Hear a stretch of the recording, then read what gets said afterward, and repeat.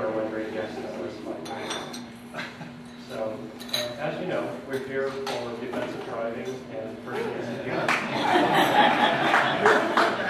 This is primarily a Forest Service event. And as such, we'll be doing, as always, introductions. And we'll just start right here with David, of course. And I forget who I am, but I've had a concussion. We're dressed to honor the man behind the legend, Michael Sieg, who's been with the government, the federal government, for the last 34 years. We're sitting right here with his beloved granddaughter, Kaylee. Sitting next to him is his wife, Pamela. Sitting next to her is his daughter, Jenny. She is holding her son, Mike's grandson, Cash, and sitting next to her is Ken, his son-in-law. Immediately to the right of Mike is their good family friend, Sandy. At this point, I'd like to ask if there are any Forest Service retirees who'd like to stand up and introduce themselves. Brian again, I was with the Rocky Mountain Research Station. I knew Mike when he was a grad student and a real hell racer. And Brian, is it not correct that you were teaching at CSU? I was on the faculty. And you could have nipped this in with Well, I went to the Forest Service, but I thought, geez, if I stay at CSU, I'll have more people like Mike. I'm just kidding. And if I can recognize Dan Johnson. Thanks.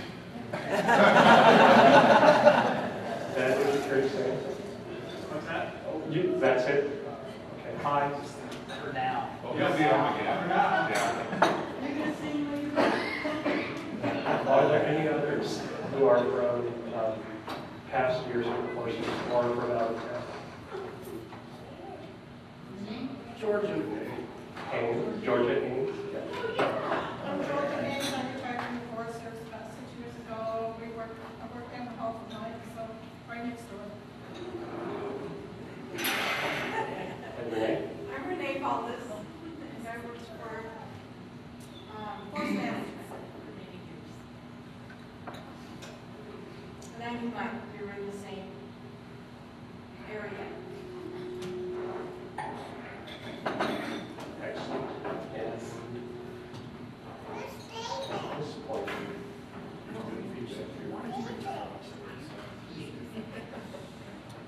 Should we do the PowerPoint? yes. All right. And did you want to Well, I'll use this. Okay, Mike, we prepared a PowerPoint for you. And it's been rehearsed all at once. Let's see here. Oh, the song doesn't get again. You already heard Barry Mellon once. You're not going to get him again. So, yeah, there's a request to get this first slide off as quickly as possible because it's one opportunity to see Mike in spandex. But there it is. Yeah, a half hour of it. So we're going to go on. Anyways, Mike, we have a PowerPoint to show. It was prepared by Roy Mead and Barbara Menzel. With that in mind, I ask for your forgiveness in advance. So we have a few rare photographs to show of Mike's past. When we started this PowerPoint, we could not think of very many funny stories to share, at least ones that were appropriate for a Forest Service retirement party. However, we quickly realized we were wrong. So with that, we'll take a quick look at Mike's personal past, which is spotty, I mean in terms of photographs, and then we will examine his career. So, and this is Mike and me in the early years. I'm on the left. Most of you know that Mike and I were roommates at Colorado State while we worked on our Master's of Forest Economics, which, by the way, Brian Kent was my advisor. That was in 1977. Here we are implementing deer population control in Mystery Mountain, Colorado. The deer were very happy when we left. And I'm not sure who's getting roasted here. We also enjoyed the prairies around here. Here we're looking for Pawnee buttes. Even though they're 200 feet tall, they're hard to find. And thank goodness, fashions have changed over the years. These are the least incriminating photos that were taken that day and feature Mike fully clothed. And, that's Mike on top in the dark pants. So we'll go on. Okay. In the spring of 1979, Mike rode off in his Volkswagen to his first job with the BLM. Married his sweetheart Pamela, and together they had 2 lovely children, Jenny and Jason. Jason can't be here tonight. He works for the Forest Service out on the West Coast, I believe. Just to clarify things, Mike is dancing with his daughter Jenny there at her wedding. Okay, and Mike is now a devoted granddad, here with granddaughter Kaylee and grandson Cash. You just met both of them. So, that completes his personal life. Now back to his career. Mike saw the light and switched from the BLM to the Forest Service. He was a forest planner before he got his job as a district ranger in Salt Lake City. This is the start of his glory years. One of Mike's accomplishments was to implement the Mill Creek Collaborative Management Model, which is one of the first of its kind. It is a protection and management program that has restored Mill Creek Canyon's recreational facilities and natural habitats. That's probably the last serious sentence you'll hear there. And then, like swallows returning to Capistrano, like 2 battered salmon returning to spawning ground of their youth, like 2 moths pulled towards the light of a Coleman lantern, like 2 yo-yos returning to the top of the string, our paths crossed again 5 years ago. This is Roy's writing here, so you know what to talk to him. At this point, Roy's going to continue with the narrative here. We're going to tag him. I apologize for Dave's lack of courage and taking responsibility. Anyways, we're roasting Mike, not Dave, so I'll stop. I can switch the slide. Oh, yeah. Well, that brings us finally to the pinnacle of Mike's Forest Service career. Mike arrived at a time when FSFED was just gaining traction, though he never dreamed that his shadow would eventually loom so large across the nation. Never before have so few had so much fun at the expense of so many. The stories are numerous and varied and deep. Some of them can even be told. Since his earliest days with NRS, Mike inspired us to cut costs and work as efficiently as possible. It's Walmart, not Nordstrom's, was his battle cry. Here's one example of the progress that was made during his watch. When we first started teaching the Common Stat exam to the field staff, we would take the students out to the woods on the 3rd day so that they could get hands-on experience using the software under actual field conditions. Unfortunately, that was complex and in terms of logistics and consequently pretty expensive. But fortunately, there was a very innovative trainer by the name of Bob Koviak who decided to implement an idea that Bob had. It was a much more efficient teaching technique, and namely, it involved bringing the woods to the student. This result, no, these are actual photos of actual training. We really did this. It resulted in huge time and cost savings, and very few students ever noticed that they were actually still inside. So Walmart wins yet again. This had the added and unforeseen benefit that it freed up a lot of other resources, which enable our staff to expand our productive capabilities in all sorts of areas. Such as our winter inter-office coordination meeting up at Copper Mountain, and the Uncle Sam's Fan Appreciation Night, which functioned, ostensibly it was a frivolous get-together at some softball team, but is actually an important joint summer conclave with the Forest Management Service Center.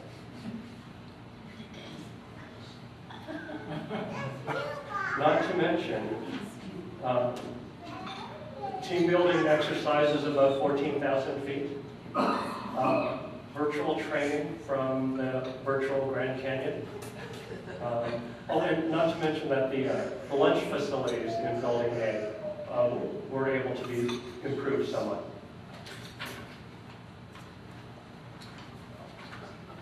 Now, very few people know this, but Mike leads a double life. By day, mild mannered Mike Sieg, head of whatever he's head of. But he's also an accomplished Type 1 driver for all risk incidents. Here he is, the infamous picnic rock fire. How many of you remember that? All the humanity, right? Okay. Where he consumed well over 4,000 calories a day. And I'd like to point out that there is a grease stain. That is a grease stain on his shirt. It is from leaving an unattended ham sandwich there for over the specified 4 hours. And this wasn't the day that he did it, so it was a couple days down the road. But it's just a testament to Mike's fortitude in the face of the adverse conditions far, far away from the firelight. Okay, and that brings us to the wheel dogs. Almost everybody knows this, but I'll say it again. Mike is a co-founder of that famous, infamous team known as the wheel dogs. It's just yet another facet of this incredible man's life. Is renowned throughout the Rockies for their ability to A, climb hills, and B, consume food.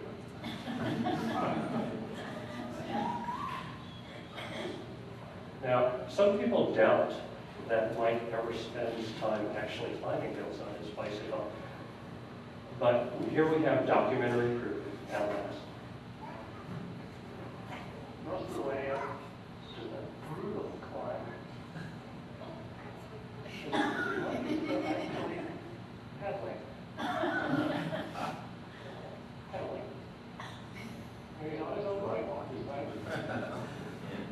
having any help. Excited. And campers come in, so history doesn't record who the narrator was. But it's not without its hazards. You spend any time at high elevation putting out those sorts of calories and watts, and it's a chancy proposition. Consciousness becomes somewhat less certain than what you're familiar with at this elevation. And here's a testament to what can occur to one's cerebral cortex. Just completed a 92.4-mile trek. What do you think?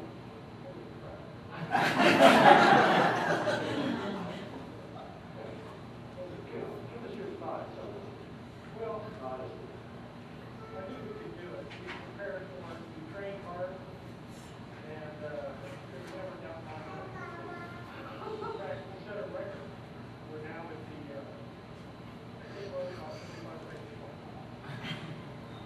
Cut. So the lesson here is don't try this at home. Mike's been biking for the dogs for 4 solid years. People often ask him what keeps him in the saddle.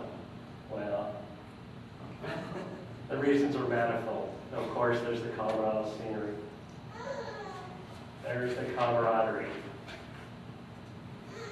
And it also enables Mike to visit diverse venues where he has an opportunity to interact with art in a way that fortunately is illegal in some states. Oh yes, the signs. Mike's drawn to these signs, these locations, designators. If for no other reason than to be photographed in front of them, this is for Pam's benefit to prove that he was actually alive at that point. All right, I get to talk about the other activity. Finally, we want to recognize the team building activities that Mike does with his peers. People claim the Washington office does not get out in the field enough. Mike took this to heart and made the commitment to remedy this. Mike implemented these coordination trips every October, which will not only continue through retirement. That's our elk hunting camp. I think you'll hear more about that later on today.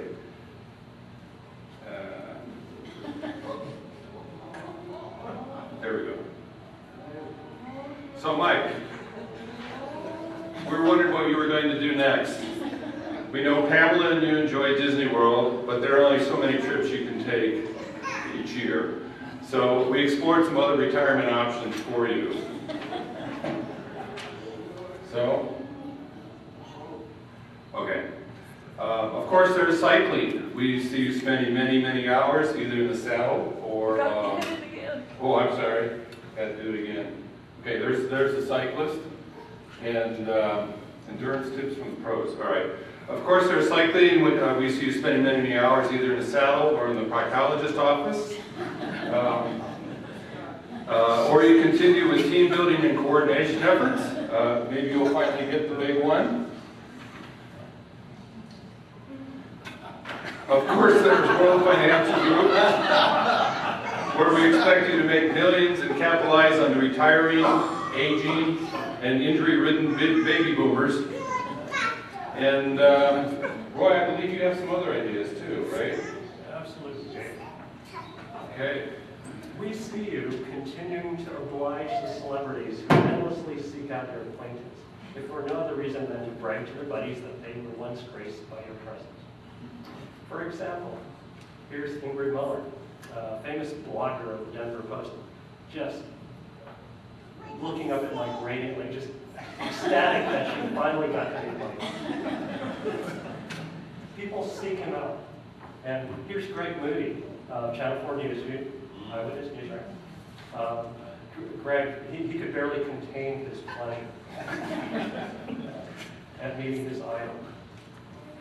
And what could very well have been the capstone of Representative Markey's career.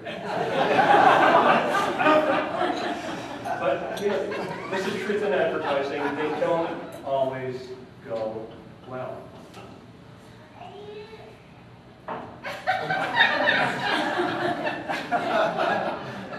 Although Marie was thrilled to death with being able at last to fulfill her lifelong dream of meeting Mike, I regret to report that Mike found Marie a bit, well, two-dimensional.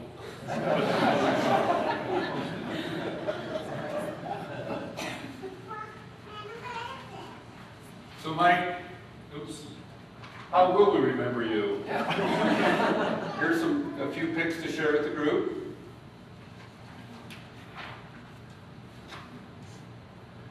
And as you ease into retirement, we have just one last question. How do you really feel about retiring? And that quote at the bottom is my way. Every time I get an email from Mike, fear is temporary, regret is forever. So anyways, congratulations, and we hope you have a happy retirement, and on to the roast. So.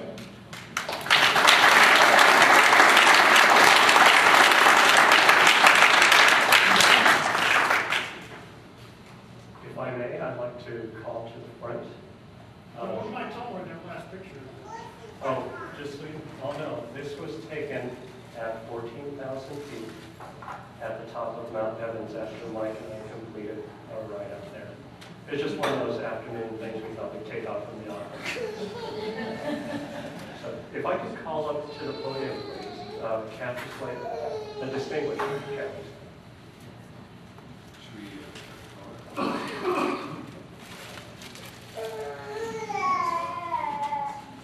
Okay, well, to start, Mike's not going to be coming into the office. He's not going to be dressing the same anymore. So Mike, if we can have you come up here and sit, please. We're going to help you get dressed for your new retirement career. Face this one? Oh yeah, you better face that way. So first of all, Mike's going to have to wear a new hat. He's not going to be wearing coming into work. And because he's going to be hunting a lot, we thought maybe the great white hunter hat. So he's going to have to be wearing the great white Kahuna hunter hat there. And We don't even make yours yet. I don't have to talk to you anymore.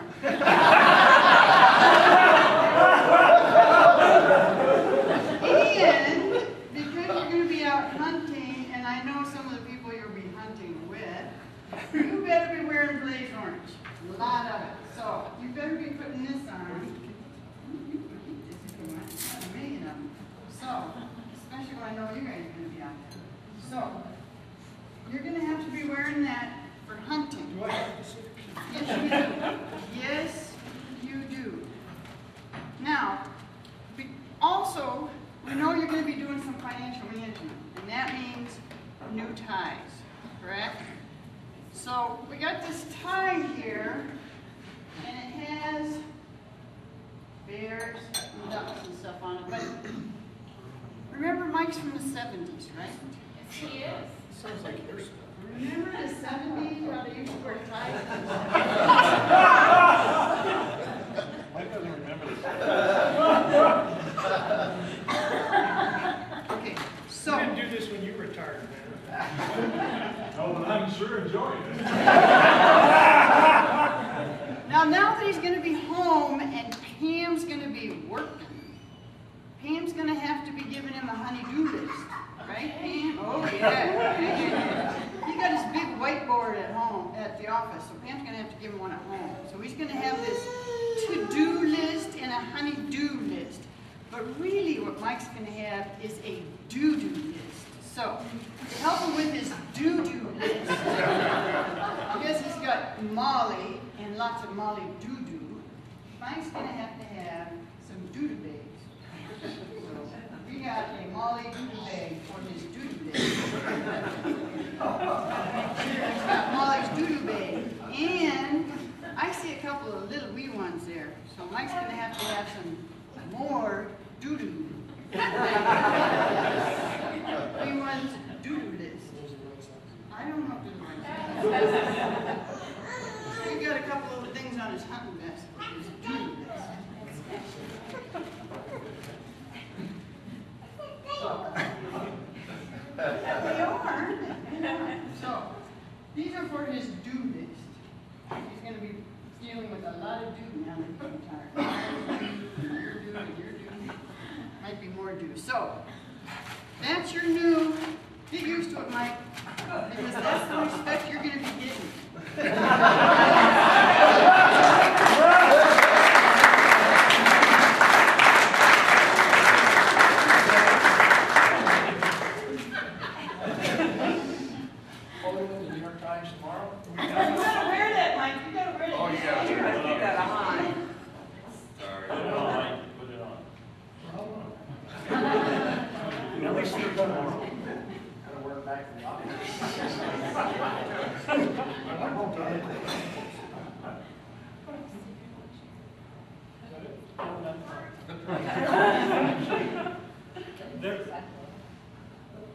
There were many people who couldn't make it, and they sent their regrets, but some of them also sent stories. And so here's one. And unfortunately it's anonymous, but it's from an old high school friend.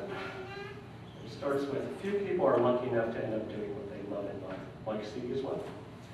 From an early age, he loved exploring the outdoors, besides the usual hunting that a teenage boy does in Oregon, with nutria, geese, pheasant, and an occasional deer. He also was a backpacker before it became popular.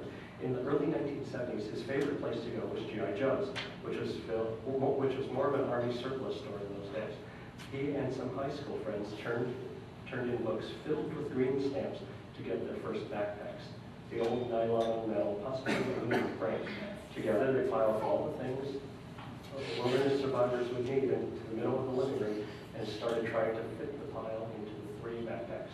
After several failed attempts, they finally managed to fit the basics for a 3-day hike. down the road river into the text.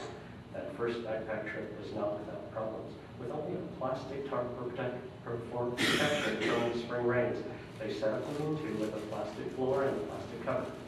In the night, they started to realize that their sleeping bags had gradually slid out from under the top cover because they had built it on an incline. In the wet darkness, one of them looked at a watch and said, "It's 6 a.m. We should just get up and build a fire anyway." After the fire was built and breakfast was almost done, Mike said, "Wait a minute, it should be light already." It didn't take them long to realize that the watch had been misread. It was 12:30 a.m., not 6 a.m. It was a long night. The next night, they found an abandoned cabin and settled into the dry comfort after dinner. Within an hour, the cabin was crawling with rats and other creatures of the night. Another nearly sleepless night. This didn't deter Mike, though. He loved the hiking and the scenery along the road. He went on to hike portions of the Pacific Crest Trail and several trails in Glacier National Park before starting his career in Goose Canyon. Mike said that when he graduated from high school, he was going to build a log cabin in the mountains. He's really the only person I know who managed to achieve his dreams at the same time as making a living and establishing a career. Congratulations on 34 years of enjoying life.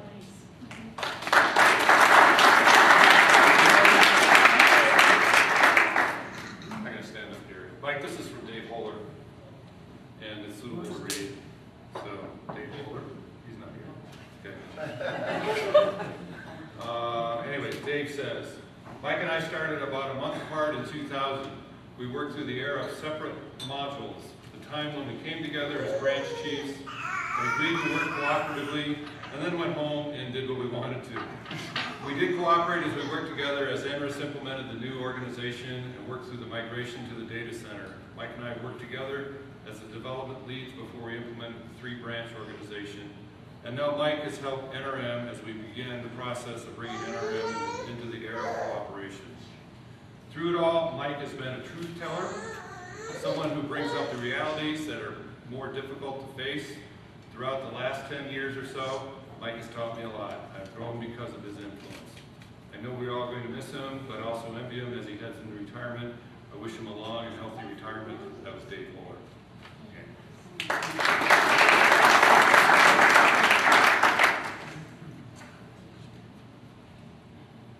Did anyone by any chance, this is an opportunity for you to get up and talk as well. And I believe I see Kathy's link. I have one.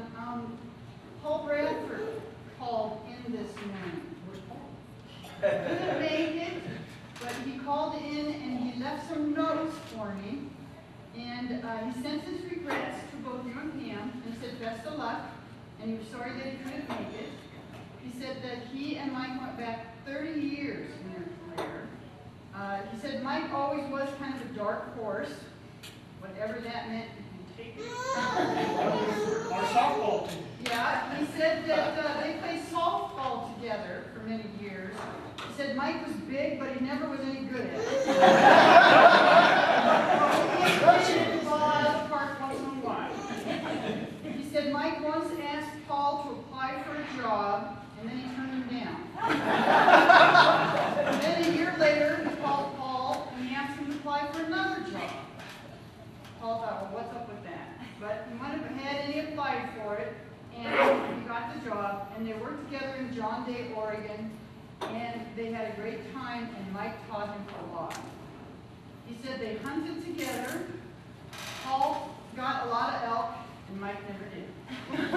So Paul had to feed Mike's family. And he said it's a good thing that Jason can now get out and feed the family. He said that Paul says that Mike gave him some very good financial advice about what to do with his retirement fund, and he thanks Mike for that, and he's looking forward to a lot more free financial advice. He also says the thought of Mike in bike shorts is very scary, and he's trying to get that picture out of his head. He said there was some off-color joke that he can't remember, but it's from a long time ago, and out of it came the fact that they call each other Bub. And they've been calling each other Bub for a long time, and so Mike, it's back to the barn, Bub. And that came from Paul, called me this morning, and he said, back to the barn, Bub.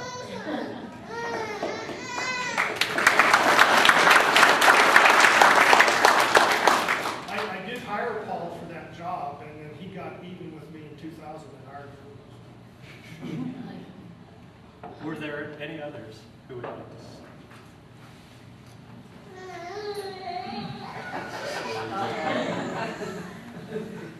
Is this leftover from your retirement? Okay, but you don't have to. You don't have to be nice. I don't have to be nice. You don't have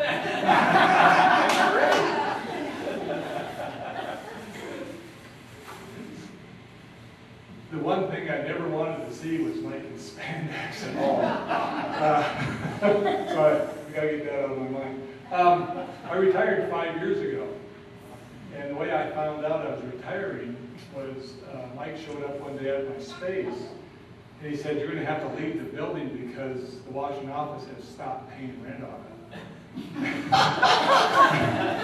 So I made a quick call, and sure enough, they did. They said, well, you got a couple options. You can come to D.C. or retire. I retired quickly. But while I was doing that, here's Mike with a tape measure in my space, measuring. And he said, well, since you're leaving, I decided to take your space. And as I was leaving, they were rebuilding it. I mean, it was like, get out. So, but there's a couple things about elk camp. One of them is what goes on in elk camp stays in elk camp, sort of. But there is a couple incidents that are worthy of mention about elk camp, and I'll be nice, maybe. So Mike's always known for his hospitality in elk camp, and I got to tell you that he has a great elk camp. I mean, wall tent, fire, but he didn't have a shower. You know, so I taught him about, you know, how to, you know, prepare and take a shower, and you know, how to get the water warm and all that stuff. And one day we came back from hunting, and I decided, well, somebody ought to take a shower, so, you know, and it's a basic shower with, you know, the water hanging there, and that's about it.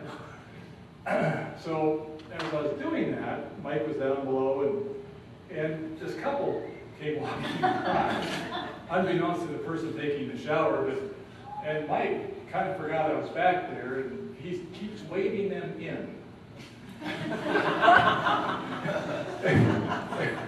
And the woman, I could see the expression on her face, so I imagine she could see mine too.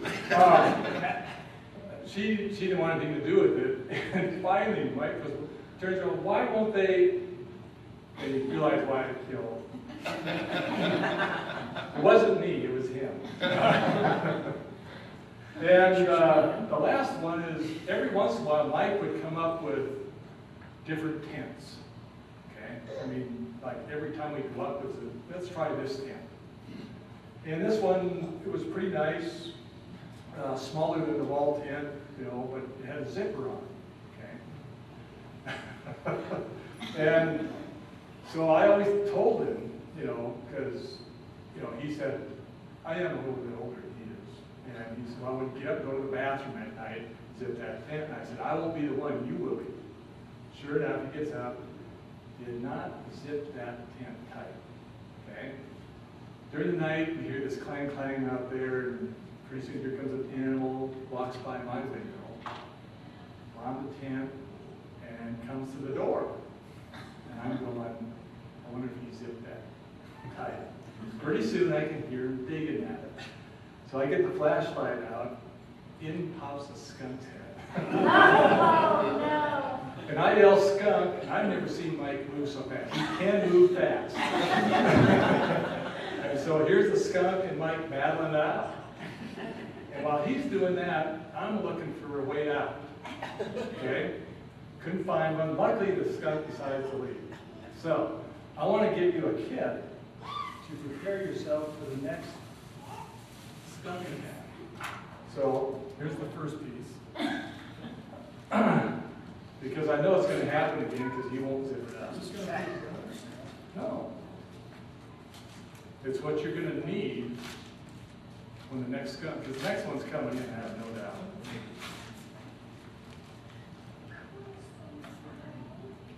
My grandson can get into that in like 2 seconds. Open it up. So you want to cut your way out of that tent, go fast.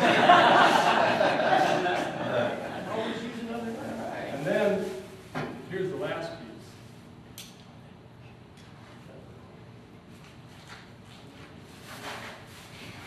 Because as you're leaving, the skunk's coming in, you're going to need this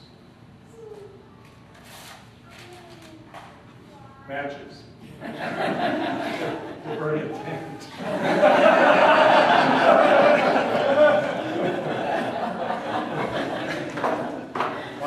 I just want to say that a little bit about retirement. It's good that Pam is working so that she can adjust to this guy being around all the time. And feel free to call my wife for pointers on how to deal with me being home all the time, and vice versa. And but I do know that retirement is great. Anybody who's considered retired should, and because if you continue to work for the government, you actually get a decrease in salary at past retirement age. Didn't know, but Mike knows that. He can help with the finances. And you won't regret ever retiring. And best of luck to you, Mike.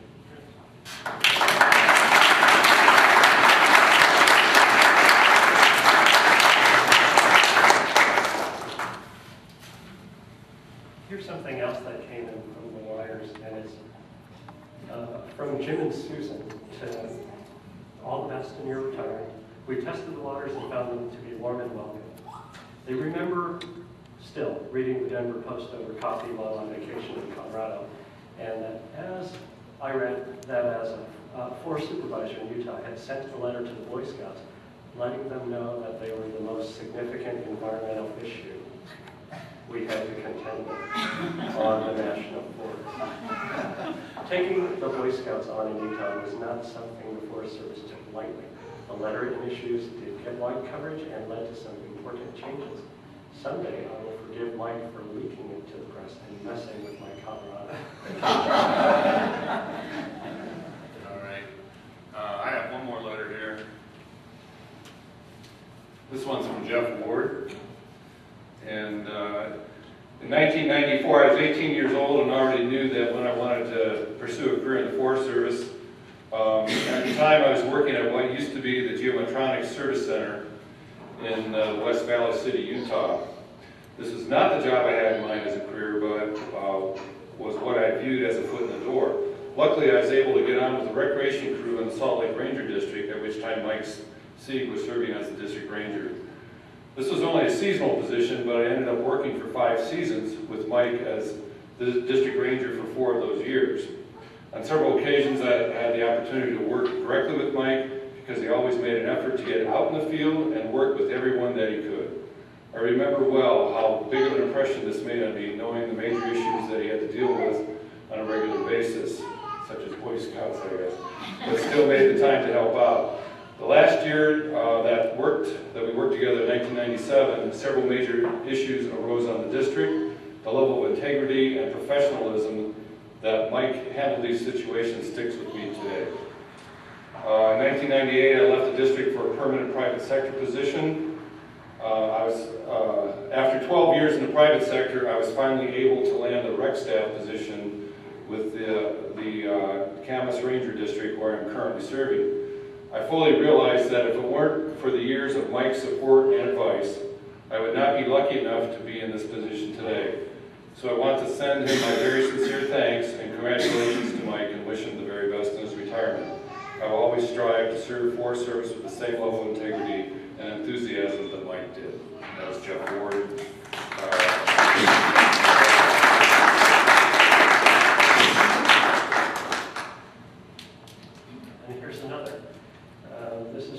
in C major a long time ago, in 1994, when I was still living in Colorado, and Mike was living in Utah. We crossed paths in Los Angeles at a grade school reunion. Why did everyone grow up? As we all know, there's a rivalry with who has better snow, Utah or Colorado. So jokingly, I mentioned, Colorado still has the best snow, and of course, Mike defended his then beloved state of Utah. Obviously not seeing the joke or my humor. About a year later, I received a Christmas card from the Siegs, and Pam had added a little note saying that Mike got a transfer with the U.S. Forest Service and is taking us to Fort Collins, Colorado. And I replied, wow, tell Mike the snow is still better in Colorado, and the rest is history. I still wonder if he would say the snow is better in Utah now. Mike said he used to walk me home from school, which I hate to say I don't recall. But that's understandable, he wasn't wearing spandex. I believe the story is more like we all walked to the end of the block, to that busy intersection, and walked our separate ways home, as we do in life. When Mike came to that intersection in life, he chose a great career and a great life, meeting wonderful people who have surrounded him throughout his career and personal life. And today, isn't it wonderful that everyone comes together at the end of that block, at that intersection, and send him off on yet another wonderful journey. Congratulations, Mike. Enjoy that second half as much as you did the first.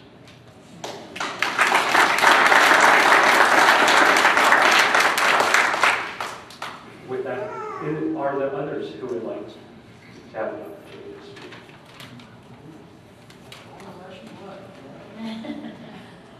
Hi, I'm Jenny, I'm Mike's daughter. My brother Jason couldn't be here today, so he sent a letter that he would like me to My name is Jason Sieg. I'm Mike's son. I wish I could be there to celebrate with all of you, but I also work for the U.S. Forest Service and am stuck on assignment in Northern California. When I was about 8 years old, my sister and I used to point up to the rugged mountains behind our house in Salt Lake City and tell all of our friends, our daddy owns those mountains. Of course, the man whose career we are here to celebrate today did not literally own the mountains of the Wasatch Cache, but in a lot of ways he did. Dad has spent his career as a caretaker and preserver of the lands that Teddy Roosevelt and Gifford Pinchot dreamt of over a century ago. Dad attended Oregon State University in his hometown of Corvallis, Oregon. There he received his bachelor's degree in forestry. Soon after, he enrolled at CSU, studying forest economics. Here, he got mixed up with the rough crowd that included Dave. Perhaps the biggest accomplishment of his time at CSU, other than hosting parties and conquering Pawnee Buttes, was discovering Shield Mountain, which is where we still elk and deer hunt every fall. Shortly after graduating from CSU with a master's degree in forest economics, Dad landed his first permanent job with the feds and took his new bride Pam to Salt Lake City for the first time. He was hired by the BLM as a resource economist. This was a great opportunity because, as I've been told, the late 1970s had a shortage of opportunities for forestry graduates. After 3 years of working with the Bureau of Livestock and Mining, Dad jumped ship and came over to the Forest Service with a job on the Lassen National Forest in Susanville, California. After 3 productive years and a few run-ins with giant scorpions, Dad and Mom moved north to Grangeville, Idaho, where he got a job on the Nez Perce National Forest. He was promoted to planning team leader at the supervisor's office. This is where my sister Jenny was born. After 3 years along the Lochsaw and Selway rivers, those were the names Dad had also chosen for his children. Luckily, my mom had a say in that. The Sieg family of 3 packed up and moved to the sprawling metropolis of John Day, Oregon. Dad became the planning staff officer on the Mount Hero National Forest, which I believe is one of the most beautiful and overlooked forests in the country. While in John Day, the wolf pack grew by 1 more, and I was born, and just like that, the Sieg family was complete. In 1988, Dad was hired as a district ranger on the Wasatch Cache National Forest in Salt Lake City, Utah. He joined a long line of Forest Service rangers who came before, like Ed Pulaski, Thaddeus Rowe, and Joe Helm. In Salt Lake City, he spent the most influential and memorable years of his career. As a ranger, he had the responsibility to manage the forest, the natural resources, employees, and the public. Very seldom an easy task, especially when working in such a populated, dynamic, and political community. The quality I admire most about my father, that he exuded during his time in Utah, was that he never tried to please anyone. At times, he had to make decisions that would upset certain people, recreational groups, or fellow employees, but he did so with the forest's best interest in mind, and he never wavered in his oath to manage the forest lands for sustainable use and conservation for the future.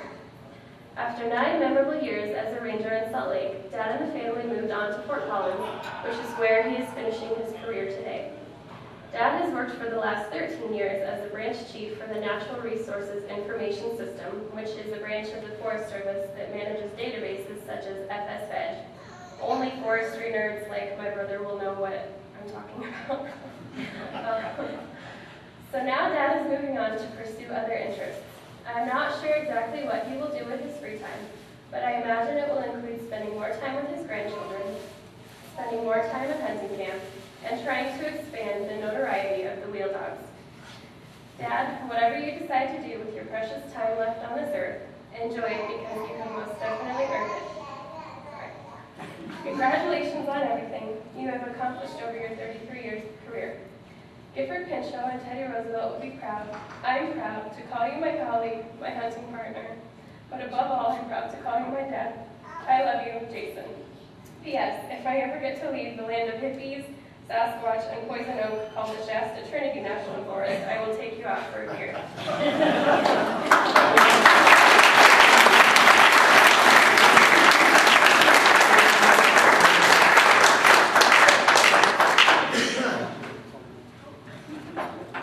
Would anyone else care to take this opportunity? I need to make a quick comment. Before we get too carried away, I just want to say that Mike has a reputation of retiring a lot. We graciously let him join the famous Uncle Sam's Boys softball team, gosh, what, 10 years ago or so? And, you know, after we won that flag for the second place in the league, even though we went on a horrid losing streak like the Winstons for the next 10 years.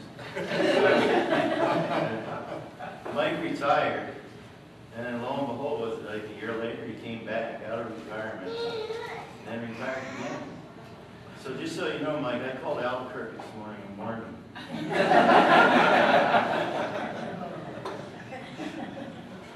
Anyway, that's I'm waiting for the offer, Steve. yeah. Don't change your phone number anytime soon. Anyone else? Would anyone else like to say anything? I got something in the service center. All right.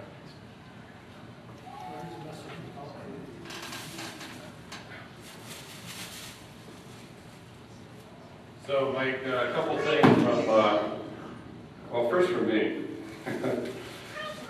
As you know, Mike started bicycling quite aptly 4 years ago, preparing for First Ride the Rockies, and where he rides out west of Fort Collins is on my commuting route, and I always wave to him every morning, and Mike said, you know, it'd be nice if you could have breakfast for me, you know, up at Horsetooth Park or something like that.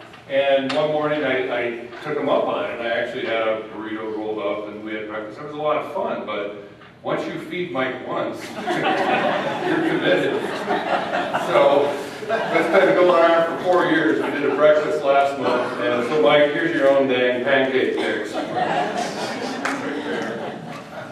And we do a lot of office collaboration, and so this is a gift from our Forest Management Service Center. I'm envious of you. You still kept your hair after 30 years, but anyways, here's a hat from the Forest Management Service Center. Yeah. They're valuable, you can wear them out. And this last one's from me, and you know, Mike and I have been around for together, well, more than his whole career, because we met in '77. True, yeah. So I was looking for a quote. I really didn't come up with anything really good, but one out of John Steinbeck's Travels with Charlie in Search of America. Steinbeck traveled with his full-size poodle back in about 1958 and went around the country. And anyways, he had a couple of quotes here. We find after years of struggle that we do not take a trip, a trip takes us. And I think that's true of our career. Sometimes our career takes us in places where you don't expect it.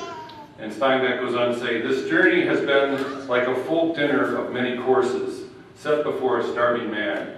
At first he tries to eat all of everything, but as the meal progresses, he finds he must forgo some things to keep his appetite and his taste buds functioning.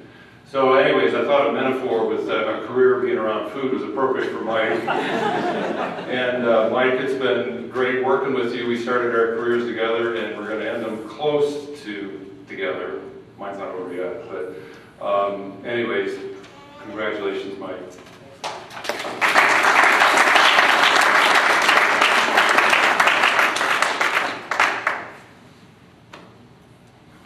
Mike, you received many well wishes from all over, but this one in particular from the wildlife staff. They wanted me to make sure that I read this. Dear Mike, on behalf of the Wildlife Project Team User Group and all of the happy users of the application, we are presenting this to you in recognition of a job well done. Your leadership and support made the application a resounding success. We wish you all the best in your retirement. Congratulations and happy hunting. You're welcome. Did anyone else have anything for Jeremy? Tom, you have the mic. It's funny you should mention that. Now, with regard, maybe you should have the opportunity to show them. Oh. And unidentifiable gift. Excellent.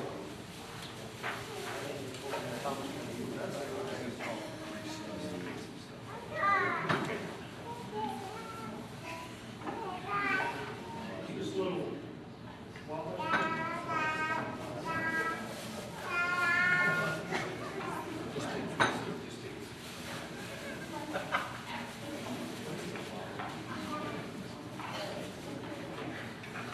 It's a really cool small metal frisbee. Well, with regard to this spandex thing, I've probably been biking with Mike the longest, and very often he's faster than I am. So I probably have more hours behind him than anyone else on the planet while he's learning spandex. So in order to finally cope with these visions and move onwards, I found it necessary last year to crash my bike and drive my head into the pavement 25 miles an hour or faster. But anyway, suffice it to say that Mike and I are going to continue to bicycle throughout his retirement days. And towards that end, in order to prepare you for future events, shall we say, with me. You may need this to get me off the road.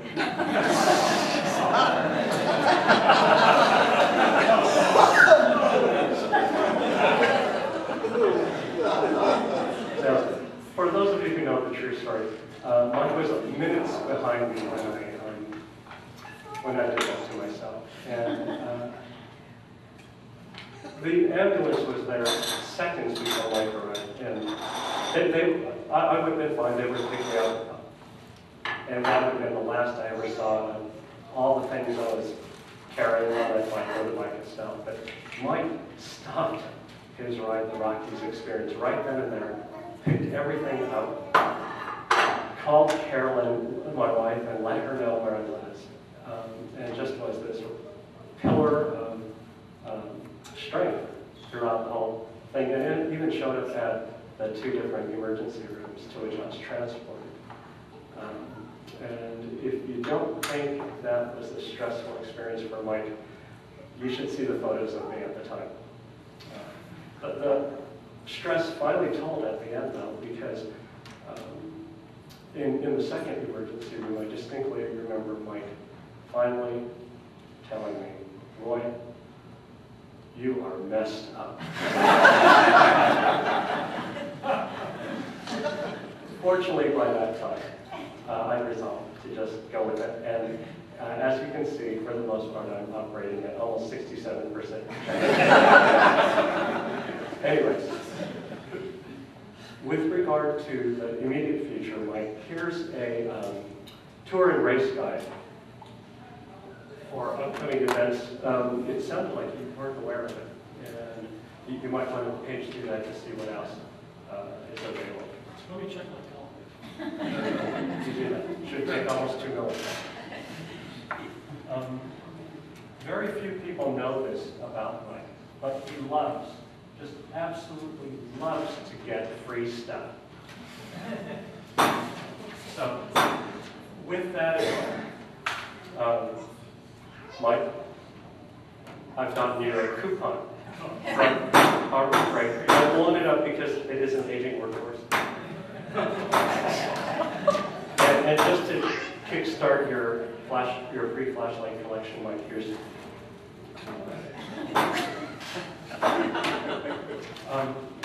By any chance, did anyone else bring anything free? Yes. Just feel free to bring it down.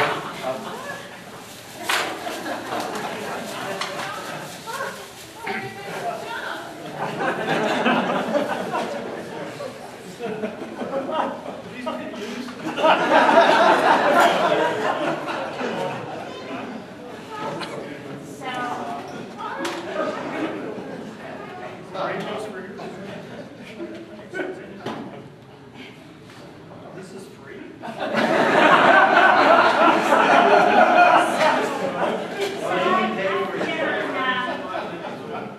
To ride the Rockies with Mike now, and you know when you do that and you camp out on high school football fields and the tents are very close together. So you have 2 sheets of nylon between yourself and the person next to you, and he swears he doesn't snore. So we have this bag mic that you can just put over your head, you know. Muffle the second.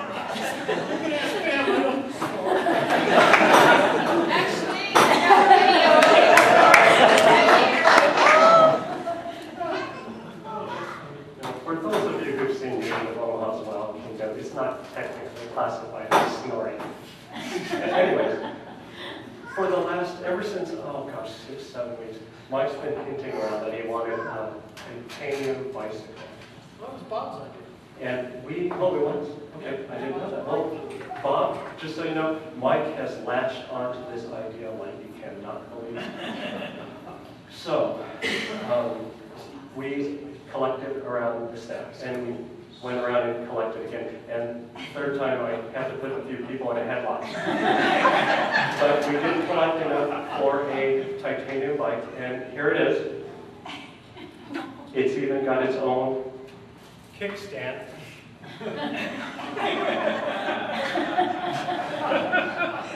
So there you are. It's a titanium Is that the one you want? bicycle. By Peter Green? That's Mike's bike and dream. Bike and dreams. It is. But anyways, as you probably can well imagine, we will be spending a lot of time on bikes. Mike will be in the saddle more hours than most people would care to think about. And to prepare for the inevitable, and I'm sorry, Mike, there's no real delicate way of putting this, but perhaps as a balm on future irritation, shall we say. The web is a wonderful thing. You cannot believe what you can order and receive. And I had no idea that this stuff came in gallons.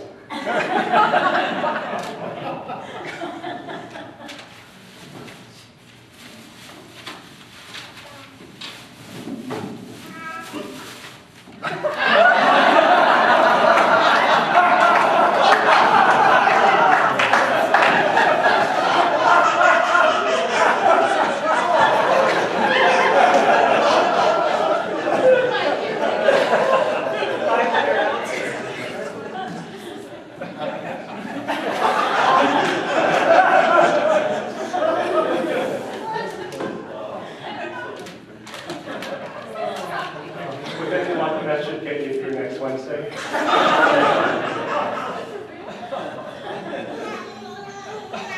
There are, oh, before I get to that, is there anyone else who'd like to say anything at this time? Please no, I believe this. In that case, we did take a collection. And there are numerous cards and letters from your staff and others across the nation. I'll give them to you to read at your leisure. And this is from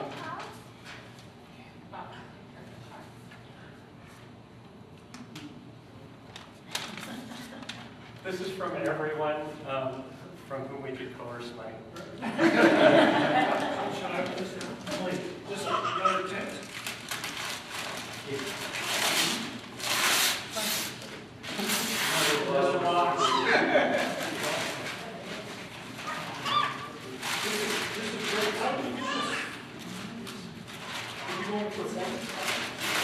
Yeah. Okay. Well, thank you. This is awesome. What it is, it's a stand to set your bike on and work on it, clean it and stuff.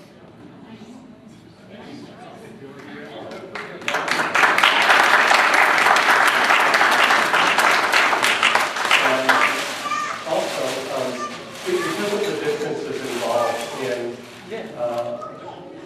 the far-flung units of Emrys and elsewhere, the money, the gifts continue to pour in. And as of just yesterday, we got another significant set of contributions. So unfortunately, the amount on this card remains unstated for now. But it is a significant amount, and it is to Cabela's. Almost. And I'll just take a small handling charge.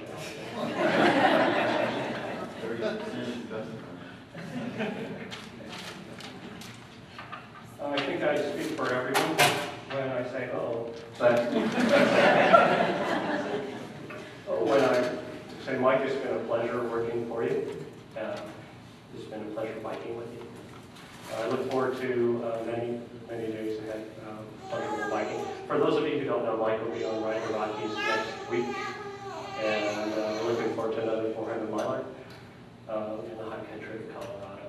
So thank you for everything you've done for your unit and as a friend. Thanks for picking up all my stuff off the road and breaking the news to my wife. I'll be eternally grateful for you. But anyways, would anyone else like to say anything else? Oh, okay. In that case, Mike, we come to that segment known as the rebuttal. Okay.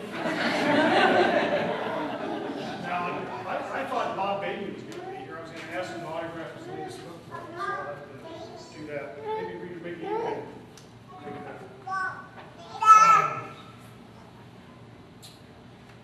You know, people have been asking me, can you guys hear me? Roy said I had an hour and 5 minutes. Are we good? Yeah, Pam's got to get back to work.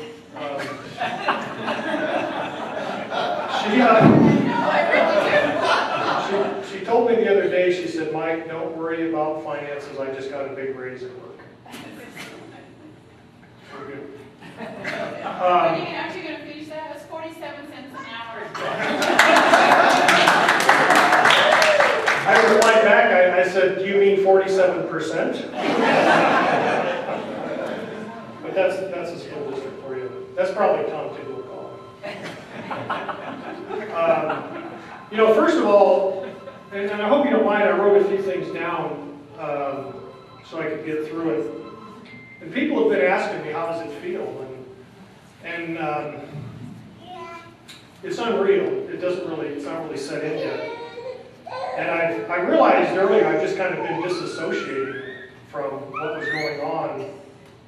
And then when I heard the letter from Jason, I almost lost it.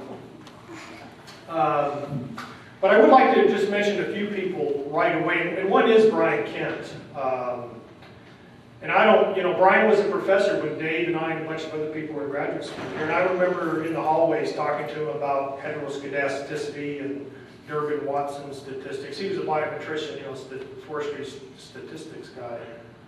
And we had some great time. In fact, Pam asked me earlier, she said, "Don't I know him?" And I said, "Yeah, that's the guy that used to have the snake feeding parties." It's true. He had these big snakes, boas, I guess, or something. Well, it was 30 inches long. Yeah. That's big. That's big. It was just one. And they would, he would starve his snake, and then he'd go out and buy a dozen mice, and would come over and drink beer and watch the snake eat the mice. It's true. But anyway. So anyway, well, this is not my time for rebuttal, and I will have to say this. I know at times like this, you can be nice or honest, and thank you for being nice.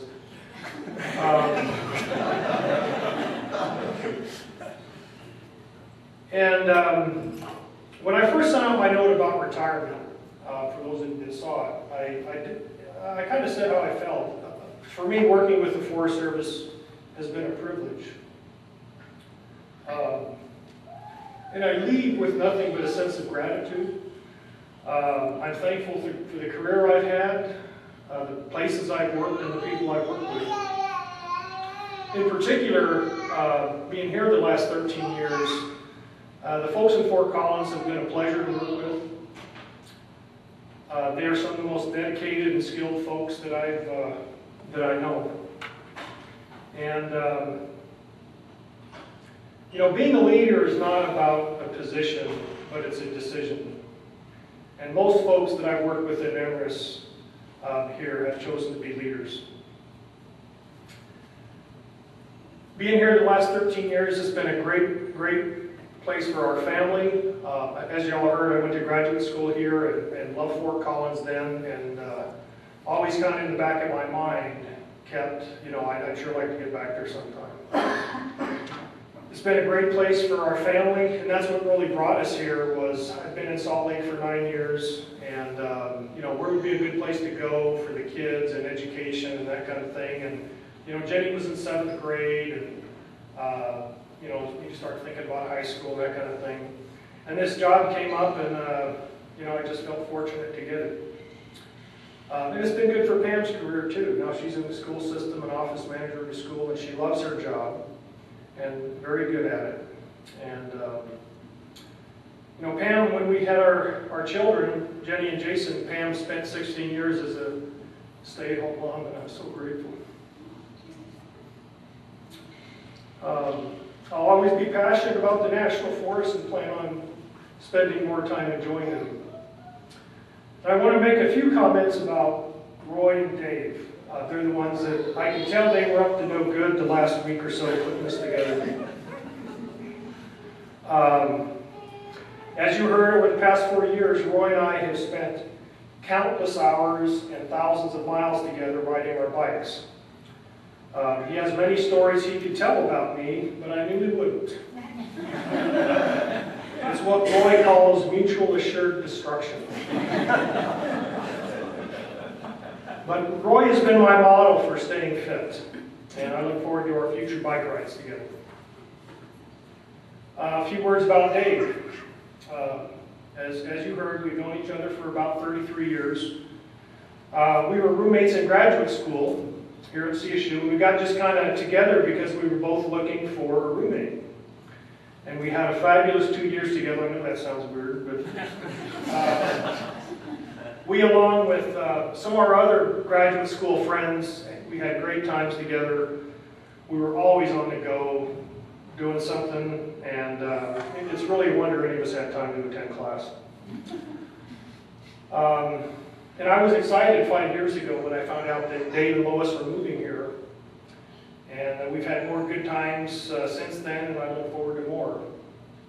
Again, Dave could tell many stories about me, but again, there's mutual assured destruction.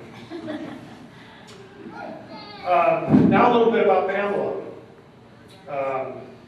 Pamela is from Sacramento, California. She's originally a big city girl. She's very conservative, and she doesn't like change. And at 21, she agreed to marry me, and we moved to Salt Lake City, where I'd gotten my first permanent job with BLM.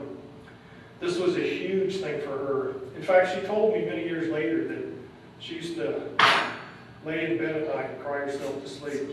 Because, you know, she'd left her family and she never got away from them. Salt Lake City is a big town, and her family was in Sacramento, about a 12-hour drive away. And we spent many hours on I-80, our first 2 years of marriage, driving to visit her family. Like I said, Pamela doesn't like change, and my retirement is much harder on her than it is on me. But she hasn't had to be on all the conference calls talking about position descriptions and reorganizations that I have had.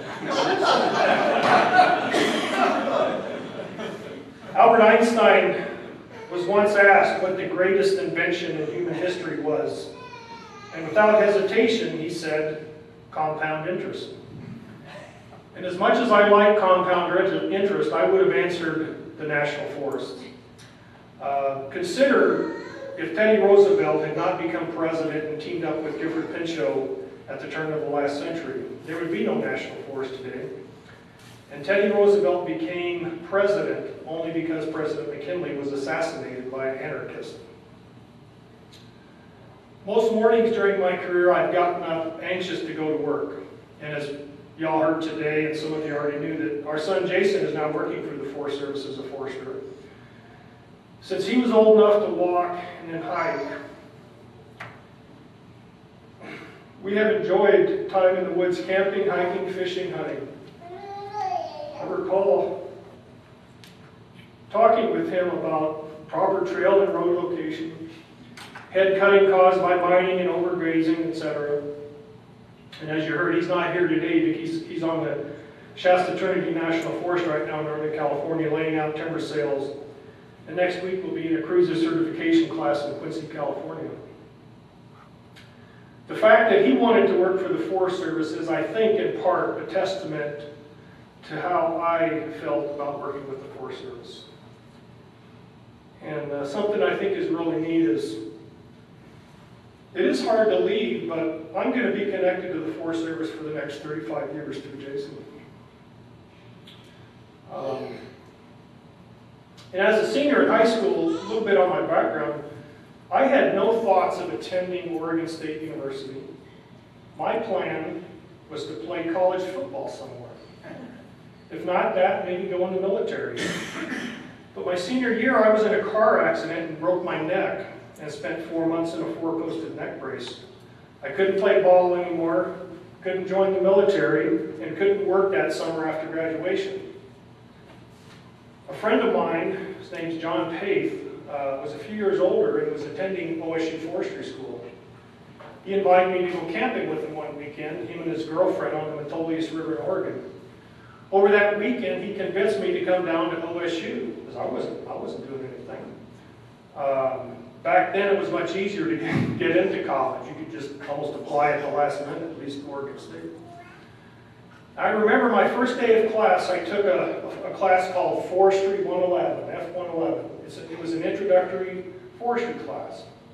And it was taught by a former Forest Service employee named Walt Hopkins, and who had retired, and I believe was a director of range management. And I remember sitting in that class, and I was rapt. I knew I was in the right place. 1977, I came to CSU, was offered an assistantship, which I thought was fabulous. And like I said earlier, they were 2 great years. I learned a lot. And many of the folks that Dave and I went to school with in graduate school went on to work for the Forest Service. Almost, we can't hardly count the number of people from that 2-3 year period went to work for the Forest Service. And when I actually got ready to graduate, I started to go to work for the Forest Service in Gunnison, Colorado. And then I got jerked around a little bit and was happened to be offered a full-time job with BLM, and I jumped on it. And the thing that was unique about that period of time, you know, I graduated from college in '77 like Dave did, and it was really hard to get a job in the Forest Service. When they had these rosters, and you know, you were given a score, and there were lots of veterans coming out of Vietnam, and they had, you know, it was all based on a score, you know, and unless you had a score of way over 100, it was just really tough. And so that's why a lot of us went to graduate school. It was another way to, I guess, keep doing stuff productive. But also, it created a new avenue to get into to work with the Forest Service or BLM or some of the agencies. After that, I spent 2 years with BLM in Salt Lake City. And then I was able to get a job with the Forest Service in Susanville, California, the Alaska National Forest. It was a small town of about 7,000 people then, but the good point for Pamela was that it was close to home. It was 3.5 hours from Sacramento. So that was, you know, she was interested in that. But I told her then, don't worry, we would never have to move to a smaller town. So our next job was Grangeville, Idaho, a town of about 3,600 people. And then John Day, Oregon, a town of about 2,500 people. By then, Pamela was wondering what she had gotten herself into. We had great times in those small towns and made great friends. But as hard as it was in those small towns, you know, Pamela always supported me and supported us. She also became more assertive. After John Day, she said enough. So in 1986, I was a 31-year-old planning staff officer on the Mount Airy National Forest. A friend and colleague named Barry Hicks told me, he was a district ranger at the time, that if I wanted to slow my career down, go be a district ranger. So I did, and it did. But I stayed in Salt Lake for 9 years. And Pamela and I, we usually go back there at least once a year. We still have friends there. And I always try to get out and hike when we're there and see some of the things. But it's rewarding to go back there today and still see the land in better shape than how we found it. And Jenny's heard me tell this story before. One day when she was about 7 or 8 years old, while we were in Salt Lake, she was sitting on my lap and we were just having some quiet time. And she just said, "I love you so much, Daddy." And when I asked her why, she said, "Because you work for the Forest Service and you take care of the world." I've never felt so proud to work for the Forest Service. But anyway, like I said earlier, after about 9 years there, we were looking for some places to move the family, and this opportunity came up, and it's just been a great thing for us. And as hard as it is to leave, I'm excited about the next stage of my life, and I'm thankful to have the option of retiring. I don't really look at it as retiring, I'm just graduating. I do have my next career planned, and I have made some promises I intend to keep. So that's it. Just thank you very much for coming, and it's been a pleasure working with everybody and getting to know everybody. Thank you.